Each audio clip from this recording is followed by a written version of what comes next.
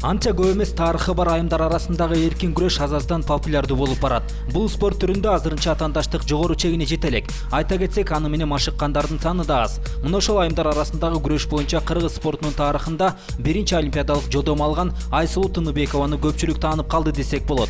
Токтоо менен келген спортчу кыз Суперинфо кезинин жылдын мыктыларын аныктоодо супер спортчу наамына талапкерлердин ичинде. Атыгул Супер KG порталында жүргүзүлүп жаткан сурамжылоодо талапкерлердин көч башында.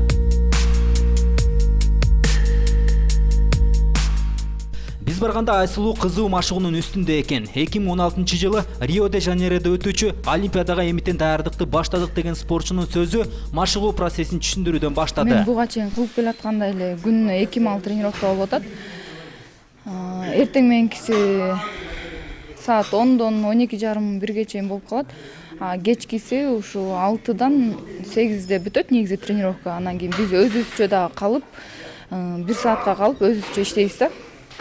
Ошондо где-то 9дарда бүтүп калат кечинки тренировка. Жумасына тренировка 6 жолу, ушу среда, суббота күн сайын бир эле мал, түштөн кийин ушу баня болуп калат да. Эртең мененкиси кросс 6-күн сайын тоого кросс чуркайбыз.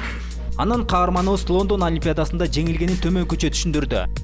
Жанагы мен күрөшкөн шведка менен буга чейин мен күрөшүп, ал менен таймашка чыгып жүрчүмүн, сборлорго барганда күрөшүп, эми ковёрдо арганда бирде утулуп калат экенсиң да.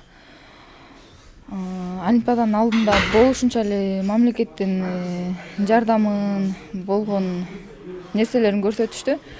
Биз деле даярдандык. Анан кичине даярданган дагы жетишпей калды деп ойлойм. Кичине жаштык да кылып койдум. Жеңил узасын тартууга Олимпиада алдында Айсулууга карата козголгон кылмыш иши да себеп болду окшойт. Кичине Олимпиаданын алдында соттор почти каждый күн сайын эле болуп, кичине тренировкама тоскоол берип койду.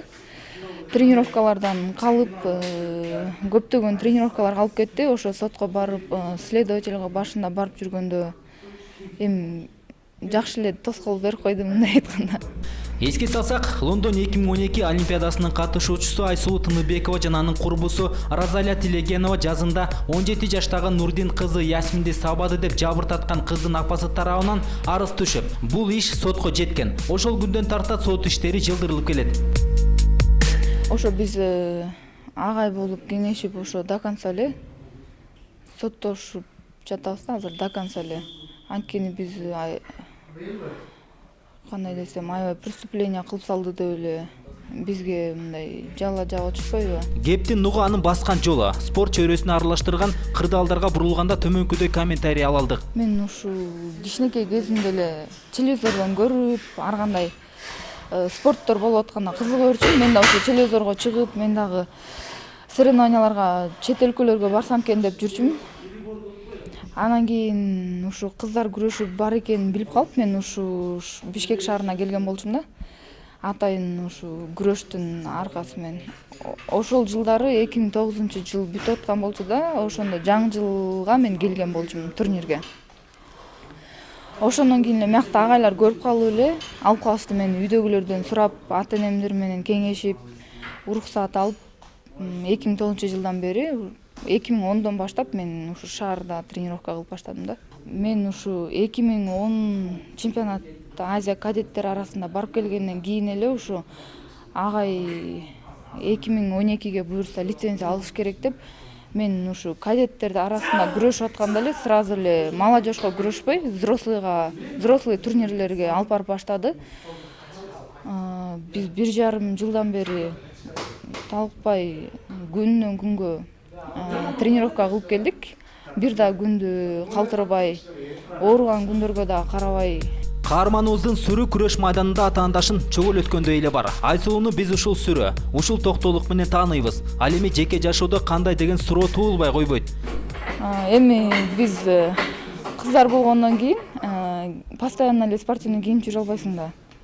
Ошондуктан чоң окуу жайда да окуйбуз, ал жакка дагы спортивный кийинип барганда эле мындай барсаң болот, эми андай окуу жайга спортивныйчан барсаң башкача болуп калат да. Ошондуктан женский кийимдерге деле баарына көңүл буруп эле, модасына деле ушундай ыңгайлуу карашып, бизде деле вкус бар. Карап анан кийинебиз.